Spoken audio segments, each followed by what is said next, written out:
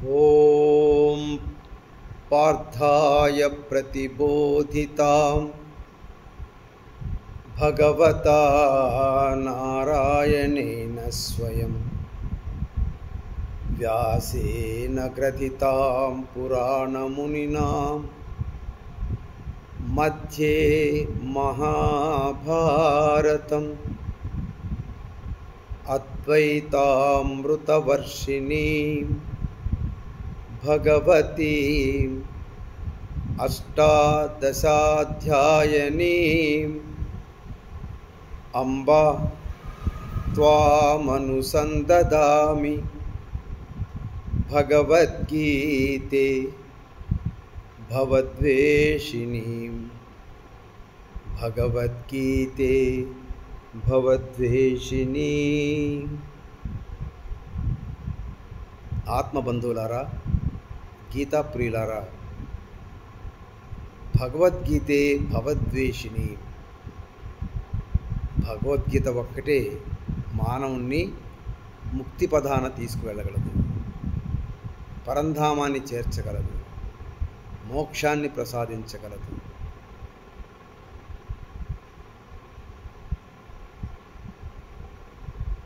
మనం 100 రోజుల్లో భగవద్గీత 700 శ్లోకాల పారాయణాన్ని 11వ రోజు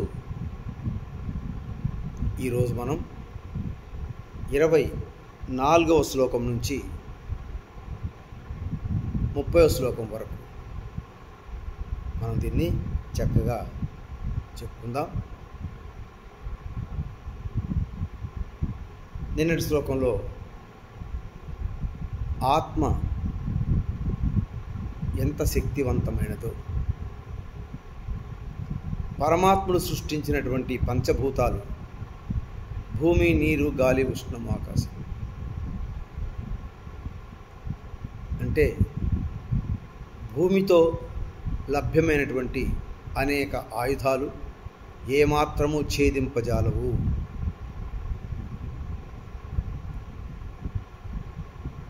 నీటి ఎంత ఉధృతమైనా దాన్ని తడుపజాలదు.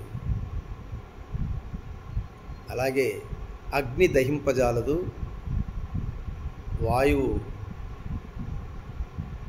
దాన్ని ఎండిపోయేటట్లు చేయగలదు.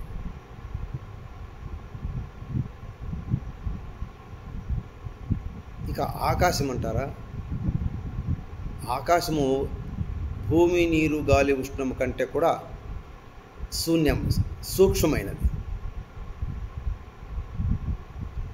ఆ ఆకాశాన్ని కూడా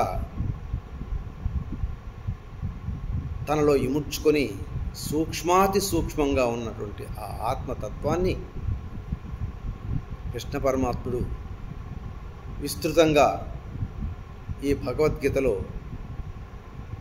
సాంఖ్యయోగములు అంటే సంపూర్ణ సమగ్రమైన ఆత్మజ్ఞానం అందిస్తూ,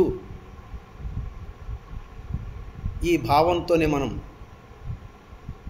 బతకాలని, అంటే ఈ శరీరంలో ఉన్నటువంటి స్థూల దేహము, ఇంద్రియములు, మనస్సు, బుద్ధి అన్నిటికంటే కూడా శ్రేష్టమైనది, సూక్ష్మమైనది, బలీయమైనది ఇది పరమాత్ముని అంశ అన్నారు. నీవు పరమాత్మ అంశవే, దాంట్లో అనుమానమే లేదు. నీవెవరయ్యా అంటే నేను ఆత్మను, పరమాత్మ అంశను. రమణ మహర్షి కూడా కోహం, నీవెవరో తెలుసుకోయే ముందు అంటుంటారు. కాబట్టి కృష్ణ పరమాత్మ 2వ అధ్యాయంలోనే మనము ఎవరో చాలా యథార్థంగా, రుజువర్తనంగా దీన్ని వర్ణించి, అవ్యక్తాదీని భూతాని వ్యక్తమధ్యాని భారత అవ్యక్త నిధనాన్యవ తత్వకా పరదేమ అని చెప్పి శ్లోకంలో చెప్పి, తత్రకా పరిదేవన, నీ పుట్టక ముందు నుంచి ఆత్మగా ఉన్నావు, మరణించిన తర్వాత కూడా ఆత్మగా ఉంటావు. కాబట్టి నీవు ఆత్మవే. అందుకనే అమృత బిందోపనిషత్తులో చిన్న మాట ఏంటంటే, నిమేషార్థం న తిష్టంతి వృత్తిం బ్రహ్మమయం వినా.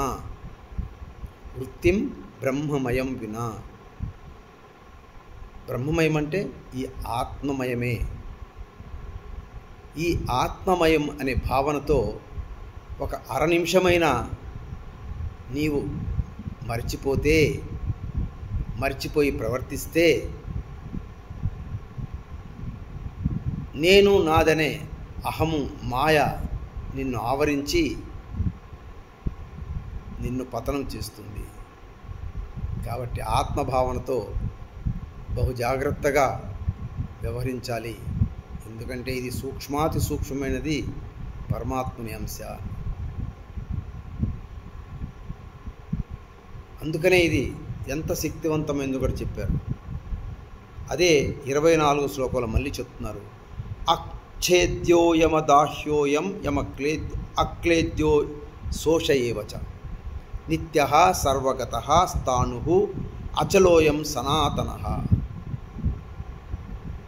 ఆ నయనం చిందంతి శస్త్రాన్ని నయనం దహతి పావకః నా చైనం క్లేదయంతి ఆపో నా శోషయతి మారుత అని 23 చెప్పిన శ్లోకాన్నే ఇంకో విధంగా ఈ ఆత్మ ఛేదించుటకును దహించుటకును తడుపుటకును శోషింపజేయుటకును సాధ్యము కానిది.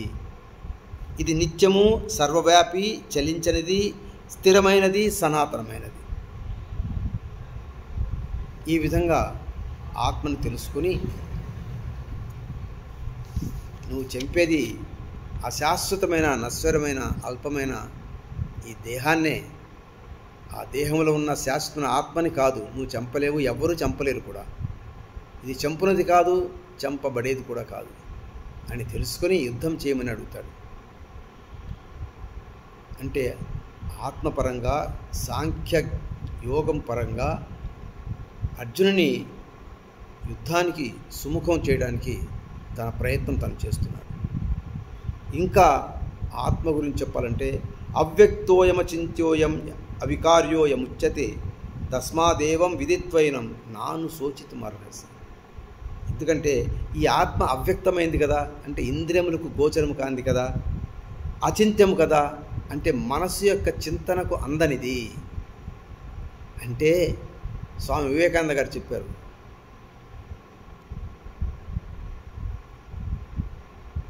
మనోలయం ఏకగమ్యం అన్నారు. మనోలయం అంటే మనస్సులో ఆలోచన రహిత స్థితిని పొందినంత వరకు నీకు ఆత్మ గోచరం కాదు. కాబట్టి ధ్యానంలో నువ్వు మనస్సును లయం చెయ్యి, అప్పుడు ఆత్మ నీకు దర్శనమవుతుంది అని చెప్పలేదు. కాబట్టి ఇది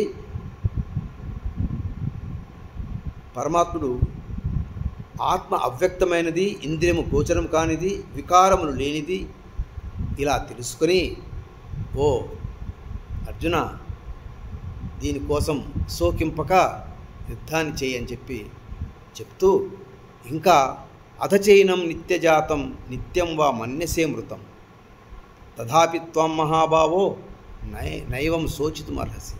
ఇంకా ఈ ఆత్మకు జనన మరణములు కలవని, యాక్చువల్గా ఆత్మకు జనన మరణం లేవు, ఒకవేళ కలవని నీవు భావించినప్పటికీ ఇంకా శోకింపడం దేనికి? మరణిస్తే మళ్ళీ జన్మిస్తారు కదా. సో ఆ విధంగా ఆలోచించినా కూడా శోకింపతగదు.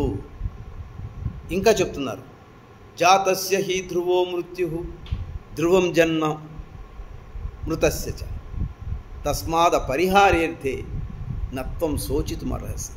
ఈ విధంగా కూడా నీవు ఆలోచింపతగదు, శోకింపతగదు. ఏంటి? పుట్టేవాళ్ళు గిట్టక తప్పదు, మరణించిన వారు పునర్జన్మ తప్పదు. ఇది అపరిహార్యములు, అంటే తప్పించుకోలేనివి. ఎవ్వరు కూడా తప్పించుకోలేరు. పుట్టినవాడు గిట్టక మానడు, మరణించినవాడు పునర్జన్మ పొందక మానడు. కాబట్టి నువ్వు శోకించడం దేనికి అని చెప్తూ ఈ శ్లోకంలో ఒక మర్మం తెలుసుకోవాలి మనం. అయితే ఎన్ని జన్మల నుంచి పుడతాం సస్తాం, పుడతాం సస్తాం, పుడతాం సస్తాం చెప్పండి. ఈ మానవ జన్మ 84 లక్షల జీవరాశుల యోనులలో పుట్టి పెరిగి పుట్టి చస్తూ పుట్టు చస్తూ కోటాను కోట్ల జన్మలనెత్తాం. చివరికి ఆ పరమాత్మ దయ వల్ల ఈ మానవ జన్మను తీసుకొని ఈ భగవద్గీతను చక్కగా చదువుకుంటున్నాం. దీని ద్వారా ఇప్పుడు మళ్ళా మనం చేయవలసింది ఏంటంటే మళ్ళా పునర్జన్మ లేకుండా చేసుకోవాలి.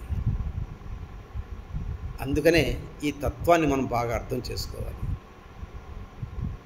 అలా చేసుకున్న నాడు ఈ శ్లోకము ఎవరైతే భగవద్గీత చదవరో వాళ్ళకి వర్తిస్తుంది. పుట్టడము గిట్టడము మరలా పునర్జన్మ. కానీ భగవద్గీత చదివిన వారికి మరలా పునర్జన్మ లేదు. మన 8వ అధ్యాయంలో ఒక శ్లోకం చెప్పారు. ఆ బ్రహ్మభువనాల్లోకాః పునరావర్తినో అర్జున మాముపేత్యతు కౌంతేయ పునర్జన్మ న విద్యతే. చూసారా, ఆ పరమాత్మ తత్వాన్ని కనుక అర్థం చేసుకుంటే మనకు పునర్జన్మే ఉండదని చెప్పారు. అలా కాకుండా నువ్వు ఎన్ని దానాలు ధర్మాలు చేసినా కూడా ఆ పుణ్యలోకాల వరకు పోయి మళ్ళీ తిరిగి రావాల్సిందే, మళ్ళా నీకు పునర్జన్మ తప్పదు అని కృష్ణ భగవంతుడు. అందుకని ఈ శ్లోకము ఏమాత్రము భగవద్గీత తత్వశాస్త్రాన్ని తెలియక ఉన్నవారికి మాత్రమే ఈ శ్లోకము, తెలుసుకున్న వారికి మాత్రము ఇది తప్పక కైవల్యాన్ని పునర్జన్మ లేకుండా చేస్తుంది. ఓకేనండి. అలా చేసుకుంటూ 28వ శ్లోకంలో అవ్యక్తాదీని భూతాని వ్యక్తమధ్యాని భారత అవ్యక్త నిధనాన్యేవా తత్రకా పరిదేవన అని చెప్పి 28వ శ్లోకంలో చెప్తున్నారు. ఇదే ఆత్మకు శాశ్వతమని, అది అనాది అని, దీనికి పుట్టుట గిట్టుక లేవని యథార్థంగా నిరూపించేది ఈ శ్లోకం. తర్వాత చక్కగా చెప్పాడు. ఓ అర్జున, ప్రాణులన్నీను పుట్టుటకు ముందు ఇంద్రియ గోచరములు కావు. పుట్టుటకు ముందు మనం ఎక్కడున్నామో ఎవరికి తెలియదు. ఇంద్రియ గోచర ఆత్మగా ఉన్నాం కదా, ఇంద్రియ గోచరములు కావు. కానీ మరణానంతరం కూడా ఇవి అవ్యక్తములే. మళ్ళీ దేహం ఉండదుగా, ఆత్మ ఉంటుంది. అక్కడ మళ్ళీ అవ్యక్త గోచరములు, ఈ అవ్యక్తములే, ఇంద్రియములకు గోచరములు కావు. ఈ జన్మమరణముల మధ్యకాలములను మాత్రమే అవి ప్రకటితములు, అంటే ఇంద్రియములకు కనపడుతుంటాయి, తెలుస్తూ ఉంటాయి. ఇందులో ఇట్టి స్థితిలో వాటికై పరితపించుట నిష్ప్రయోజనము. అంటే ఆ జన్మలో ఉన్నాయి, ఇక్కడ ఉన్నాయి, మరు జన్మలో కూడా ఉంటాయి. కాబట్టి ఇవి పరంపరాగతం కొనసాగుతూనే ఉంటాయి. కాబట్టి ఇవి అంతమయ్యే స్వభావం కాదు. కాబట్టి దీనికోసం నువ్వు శోకించుట పరితపించుట అవసరం లేదు అని అంటాడు స్వామి. అదేవిధంగా ఇటువంటి ఆత్మను, ఇటువంటి అద్భుతమైన, అద్వితీయమైన, అప్రమేయమైన, శాశ్వతమైన, అజోపి ఇటువంటి ఆత్మను నిజంగా ఎవరైనా చూశారంటే అది ఒక ఆశ్చర్యమే కదా. ఎవరు చూస్తారంటే సాధనతో యతంతో యోగినశ్చైనం పశ్యంతాత్మన్యవస్థితం యతంతో ప్రకృతాత్మానో నయనం పశ్యంతి చేతస అని కృష్ణ పరమాత్ముడు చెప్పున్నాడు. ఎవరైతే సాధన చేస్తారో, ప్రయత్నం చేస్తారో వారు తప్పక ఆత్మను దర్శిస్తారు. అట్లా దర్శించిన వాడు ఆశ్చర్యంగా చూస్తాడు దాన్ని. ఆశ్చర్య వత్పశ్యతి కచ్చిదేనం. అదేవిధంగా అలా చూసిన వాడు ఇంకా వదిలిపెట్టాడు దాన్ని. ఎందుకంటే అది ఆశ్చర్యమైన విషయం కదా, దాంతో అనుసంధానంలో ఉంటాడు. అనుసంధానం ఉండి అది చెప్పే విషయాలని వింటాడు. విని మళ్ళీ రిపీట్ చేస్తూ ఉంటాడు. ఆశ్చర్య వదతి తథైవ చాన్య. ఆ ఆశ్చర్యకరమైన విషయాలతో మాట్లాడుతూ ఉంటాడు. ఆ మాట్లాడే వాళ్ళు చెప్తూ ఉంటే వినేవాళ్ళు కూడా ఆశ్చర్యంగా చూస్తారు. అదే చెప్తారు, ఆశ్చర్యవత్మన్య శృణోతి. ఆశ్చర్యంగా వింటారు. ఎందుకంటే ఇది మనందరిలో ఉన్న ఆత్మ గురించే కదా. నీలో ఉంది, నాలో ఉంది, మనందరిలో ఉంది, ప్రాణులందరిలో ఉంది. కాబట్టి ఆ మనలో ఉన్న ఆత్మ గురించి చెప్తుంటే, చూస్తుంటే, వింటుంటే అత్యంత ఆశ్చర్యకరంగా అనుసంధానమై ఉంటుంది. అది చెప్తారు స్వామి. శృత్వాప్యేనం వేదన చైవ కశ్చిత్. ఎవరు చూసినా దాని గురించి సంపూర్ణంగా ఎవరు తెలుసుకోవాలా. సంపూర్ణ తెలుసుకోవాలంటే చక్కగా మనలో భగవద్గీత చెప్పినట్టుగా సాధారణ భక్తి నుంచి అనన్యభక్తికి, అనన్యభక్తి నుంచి పరమభక్తి ఎదగాలి. అది సంపూర్ణమవుతుంది. సో ఆ విషయం చెప్పి ఎవరో ఒక మహాపురుషుడు మాత్రమే దీనిని అంటే ఈ ఆత్మను ఆశ్చర్యకరమైన దానిగా చూచును. మరొక మహాత్ముడు దీని తత్వమును ఆశ్చర్యకరముగా వర్ణించును. వేరొక పురుషుడు దీన్ని ఆశ్చర్యకరమైన దానిగా వినును. ఆ విన్నవారిలో కూడా కొందరు దీనిని గూర్చి ఏమీయూ ఎరుగరు. అర్థమైందండి. కాబట్టి ఇక 30వ శ్లోకంలో పరమాత్ముడు దేహి నిత్యమవధ్యోయం దేహే సర్వస్య భారత. ఓ అర్జున, ప్రతి దేహమునందును ఉండెడి ఆత్మ వధించుటకు వీలు కానిది, అవధ్యోయం. తస్మాత్ సర్వాణి భూతాని నత్వం శోచితుమర్హసి. అందుకని కనుక ఏ ప్రాణి గూర్చెను నువ్వు శోకింపతగదు. స్వజన బాంధవులు కాదు, లేదంటే ప్రత్యర్థులు కాదు, ఏ ప్రాణిని చంపినా కూడా నువ్వు శోకింపతగదు. ఎందుకంటే ఇది ప్రతి దేహమునందు ఉండేదే. ప్రతి దేహము, ప్రతి ప్రాణి కూడా ఎవరు శాశ్వతంగా చనిపోయేవారు కాదు. ఈ దేహంలో అది తిష్ట వేసుకుని ఉంది కాబట్టి, ఆవరించి ఉంది, ధరించి ఉంది కాబట్టి దానిని నువ్వు చంపుతున్నావు. దాని వాస్తవ రూపంలో ఆ దేహిని అంటే ఆత్మను మాత్రము ఎవ్వరి వల్ల కాదు. అందుకని దాని గురించి శోకింపవలదు అని చెప్తూ ఆత్మ గురించి చెప్తున్నాను. ఆత్మ అంటే మన శరీరానికి ఆధారం. మన శరీరంలో ఉండి మన చేత పనులు చేయిస్తుంది. పంచ జ్ఞానేంద్రియాల చేత, పంచ కర్మేంద్రియాల చేత, మనసు చేత, బుద్ధి చేత పనులు చేయిస్తూ చైతన్యవంతంగా ఉంటుంది. ఎవరైతే ఆత్మతో అనుసంధానమై ఉంటారో వాళ్ళల్లో ఈ శక్తి ఎక్కువగా ఉంటుంది. కొందరు విశ్లేషకులు చెప్పారు, మనలో ఆత్మ 0.0001% ఉందట. అదే కృష్ణ భగవానులు అయితే అది 2.0% ఉందట. మనలో ఎంత ఉంది? 0.0001%. కాబట్టి సాధనతో సమకూరు ధరిలోన కృష్ణ పరమాత్ముడు సాధన సంపత్తిని చెప్పున్నాడు. ఇలా సాధన చేయండి, మీరు స్వేచ్ఛాజీవిగా ఉండగలుగుతారు. ఇవన్నీ వెళ్ళిపోతాయి.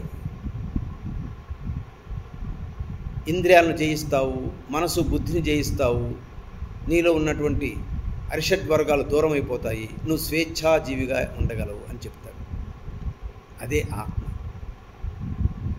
కాబట్టి కృష్ణ పరమాత్ముని మనం అనుసరిస్తే చక్కటి ఆత్మజ్ఞానం పొంది, ఆత్మస్థితిని పొంది పరమాత్మ తత్వాన్ని అందుకోవచ్చు. పరమాత్మ తత్వం అయితే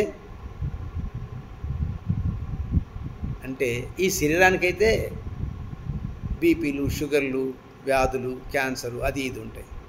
అదే మనం పరమాత్మ తత్వానికి ఎదిగామనుకోండి, పరమాత్మకు బీపీ, షుగర్లు ఉంటాయా? పరమాత్మకు క్యాన్సర్ ఉంటుందా? కాబట్టి ఈ దేహస్థితి నుండి ఆత్మస్థితికి ఎదగడానికి ప్రతి ఒక్కరూ ప్రయత్నించాలి. అది మనం జీవించి ఉండగానే తెలుసుకోవాలి. అలా తెలుసుకున్న నాడు మనం ఆనందంగా, ఆరోగ్యంగా, సంపూర్ణ ఆయుష్తో జీవితం గడుపుతాం.